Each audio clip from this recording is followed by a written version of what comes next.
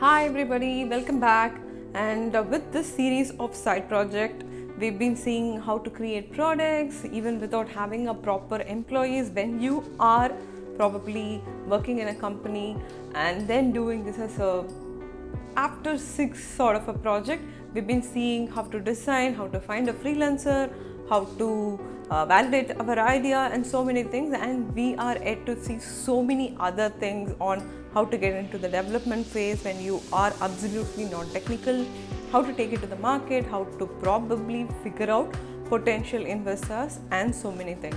Of course, in this journey there are certain things that you have to stand in a place and learn, because that will help you when you are creating the product. So today I'm going to talk about some books that will help you to know and then understand the industry, because we have to understand we do not have lots and lots of budget to have advisory boards or people advising about so many other things. So how can we take that knowledge from books?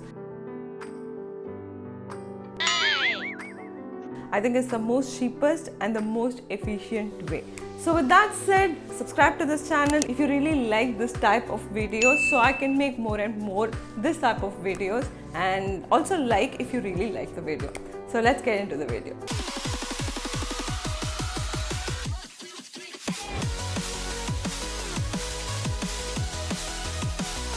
I think it's a buzzword and most of you would have heard about it. It's growth hacking. I think marketing is a very old term, and that's what the marketeers are saying, that growth hacking will be the new marketing.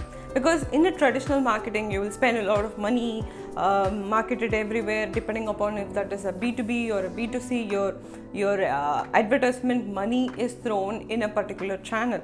But in this book called Growth Hacker Marketing by Ryan Holiday, he talks about the most cheapest way to growth hack your product. I think to talk about Ryan Holiday itself, we would probably need a video, because this guy had written about sales, had written about marketing, he had also written about human emotions. I think he had written about so many things that you will need some 4 or 5 videos to talk about all of them. But coming back to the growth hacking, he talks about some case studies which are deep and profound. For example, how Hotmail had growth hacked it just by adding PS I love you, try my new Hotmail. There are some ideas and which you can put it in your template and think about how you can growth hack your product. The link to buy this book is in the description box, and the book is very, very small. I think it will hardly have 100 pages and you can read it in an hour. You are making a product. Now, of course, you need buyers. So which billing method are you going to use? Of course, the SaaS is everywhere. And I know in certain places, the hype about SaaS is quite a lot. To me, it's a billing method, and how are you going to charge someone? Is that going to be on monthly basis? Is that going to be a recurring one? It's all about that. But for you to charge, and for you to charge it right, you have to understand about the subscription economy. And for that, the best book, probably from a very basic level, on why Fortune 500 companies, which was 10 years back, was in the list, is no more a company at all. Why did they go bankrupted, and why didn't they use the subscription economy to really amplify their methods? I think there are quite a lot of examples in Subscribed. It is by T.N. Tissue. I think he also has a company called Zuara, which is based on the billing method again.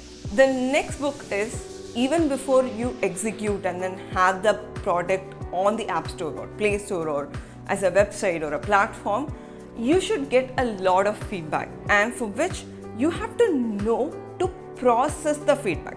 Because if you're going to ask 10 people, 6 might not even understand your product and then probably give you some lame feedback.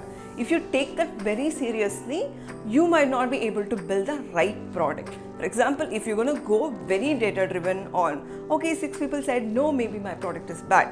You cannot go like that, wherein you have to understand the feedback. You should know the art and science of understanding the feedback and then progress from it and then take away the right things from that. So in that case, I have a very old book. Thanks for the feedback. It's an old book. I don't think it's a very famous book either, but it has some very deep understanding about how to get the feedback and how to process it and how to take the right feedback. Try it out. So if you are making a product, of course, you can price it with SaaS economy, you can get the feedback, you can growth hack it, but end of the day, you have to sell it without sounding salesy. Not necessarily you are an expert in selling products, you are probably an engineer or a QA lead or a product manager, but sales is altogether a different animal wherein you have to understand how you can sell your product, because there's no one template on selling products. It's not like, you go ask people. That might work in some products like cosmetics, wherein it looks attractive, they see the review and then come back to you. But there are different types of sales for different types of product. For you to first understand which one suits you, you have to know the different types of sales, for which I have a book called Sales 101, and this is by Wendy Connick. Even after we understand every dynamics of the product, there are certain products which needs that magic sauce or that unfair advantage. And even if you look at Googles of the world, Facebooks of the world, any big company for that matter, they've got that secret sauce which they use differently, which really worked for them. For that, to understand and think on that line, not that you can read this book and probably become the next Facebook or next Google or next Airbnb, but what really worked for them.